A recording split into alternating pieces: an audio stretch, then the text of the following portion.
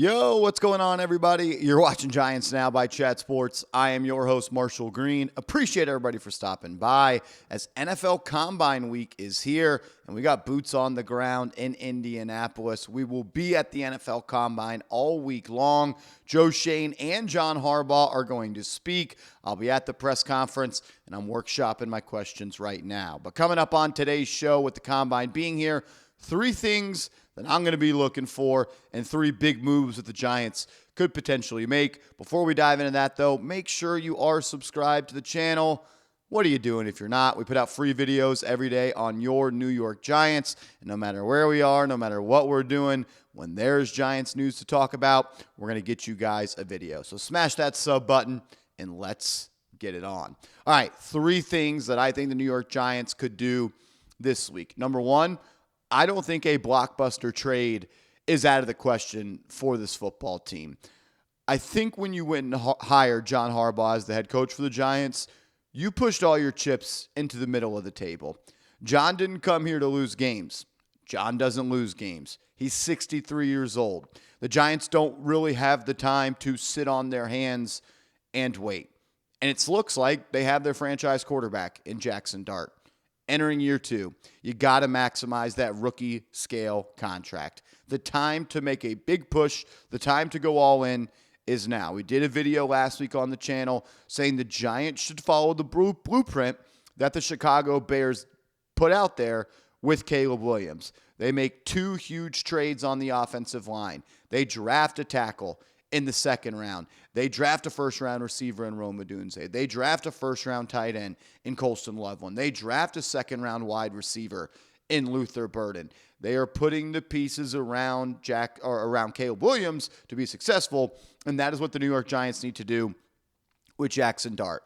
And I think a wide receiver trade is a possibility. A couple of names I'm looking at. First and foremost, I think Jalen Waddle is at the top of the list. You just got to go back to the NFL trade deadline where the Giants and Dolphins were heavily connected during trade rumors. The Giants reportedly sent multiple offers to the Miami Dolphins. Unfortunately, a deal did not get done, but maybe some planting of some sort of seeds to let Miami know that if you are interested in trading Waddle, we are definitely a team that is interested in taking him off your hands. And with new ownership, with new people in the front office at the GM spot, a new head coach there, them cutting Tyreek Hill, moving on from Bradley Chubb, moving on from some veterans, and potentially to a Tagovailoa, maybe a soft rebuild or a hard rebuild could be coming for Miami. And if they do want to move on from Jalen Waddle, I think the Giants should be interested. 1, you're getting Jackson Dart a weapon that he can work with for the next 3 to 4 years, if not longer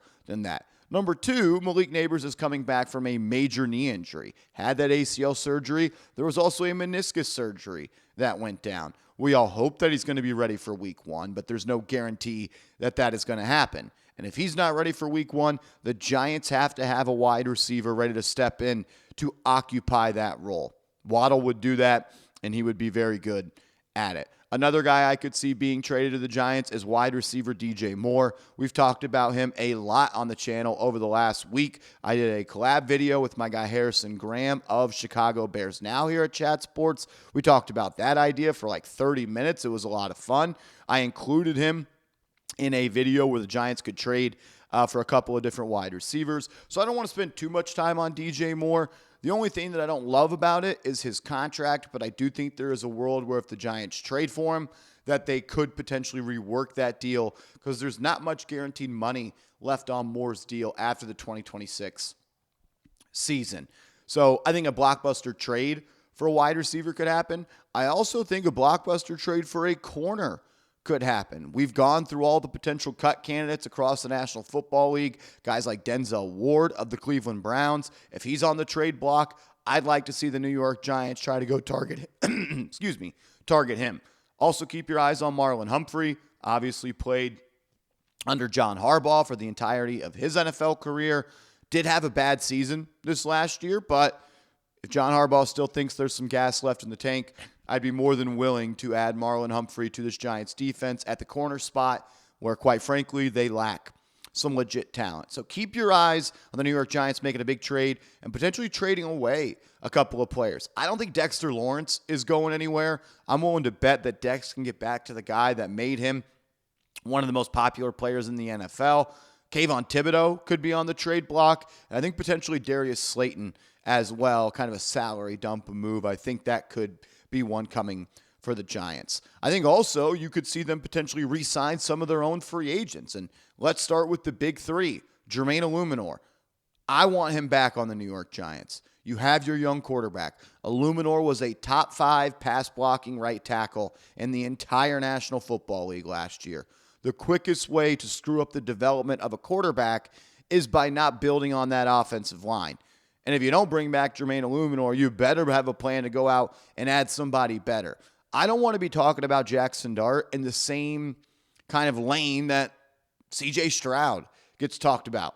Had a great rookie year. Then in year 2, he took a step back, partially because the offensive line was no good. Year 3, hasn't looked like his rookie self since then. The offensive line was a big reason and is a big reason that the Houston Texans have struggled to build around C.J. Stroud. I don't want that to be any sort of narrative or talking point with the Giants. Build the offensive line, bring Jermaine Eluemunor back. What are you going to do with Wan'Dale Robinson? In a perfect world, I'd rather have Wan'Dale Robinson than not. I think he is a good slot receiver in this league. Are the Giants going to get outbid? Will there be a price point they are not willing to go past? We've seen projections of $19, $20, $21 million per year for Wan'Dale. And look, I think he's a good player. I have a hard time paying a 5'8" slot wide receiver $21 million per year. I just do. I think he's a good player. I'm not necessarily sure he's a great player. And paying a wide receiver $21 million, you need to be a great player. I'd like to have him back, but there is a hard line in the sand where I'm going to feel uncomfortable if the Giants do pass that. Now, if you're able to move on from Darius Slayton and save that $10 million by trading him, that can maybe make me change my focus and look at Wan'Dale coming back at his price point. But we'll see if that happens. And for Cor'Dale Flott, a lot of the same things I said about Wan'Dale. I'd like to have him back. Still 24 years old. A third-round pick of Joe Schoen. I think he came into his own last year playing outside corner. But are there going to be other teams out there that see a 24-year-old corner on the rise and throw him $15, $16, $17 million per year? I wish we could bring everybody back, but there's only so many slices of the salary cap pie to go around.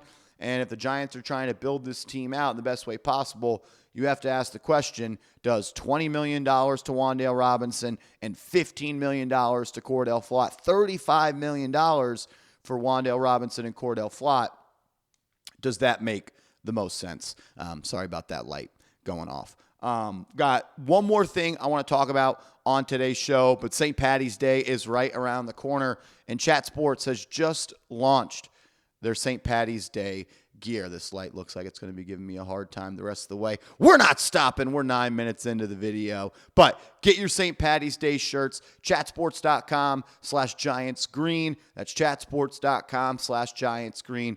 Be ready to go for St. Paddy's Day. Support Giants Now by Chat Sports. And when you get your shirt, put it on, take a picture, send it to me on social media, and I'll feature it on the show.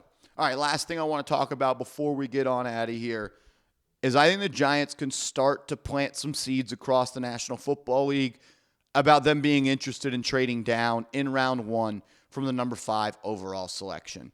I tweeted it back in November. I thought the top half of the first round in this NFL draft sucked. Got a lot of pushback for that. Fast forward 3 months, I think everybody agrees that the top half of this draft in the first round is not very fruitful. The lack of blue chip players is something that stands out to me, and it makes me ask the question, what's the difference between the 5th overall selection and the 13th overall selection?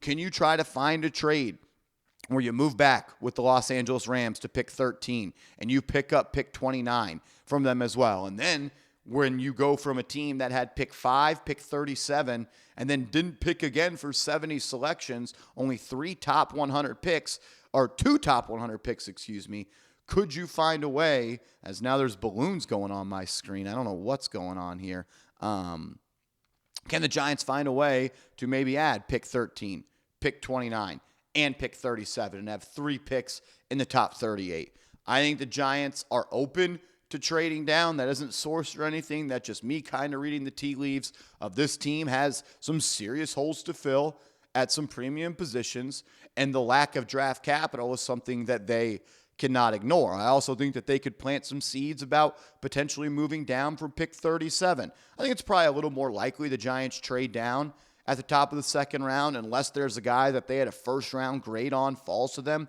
at that spot.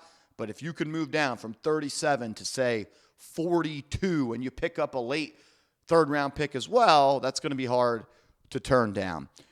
NFL Combine Week, I know it's the underwear Olympics and it's where all these guys do all these sort of on-field drills, but it's more so about these general managers getting together, speaking with agents, and starting really the NFL offseason as we're like 2 weeks away from NFL free agency. This thing's going to start to ramp up. Moves are going to start being made, and we're going to break them down all on the channel. So hit that subscribe button. Turn those notifications on. If there's any week of the year you want to be subscribed to this channel, it's this week. We are live and direct from the Combine. So hit that sub button, lock us in, and let's go Giants.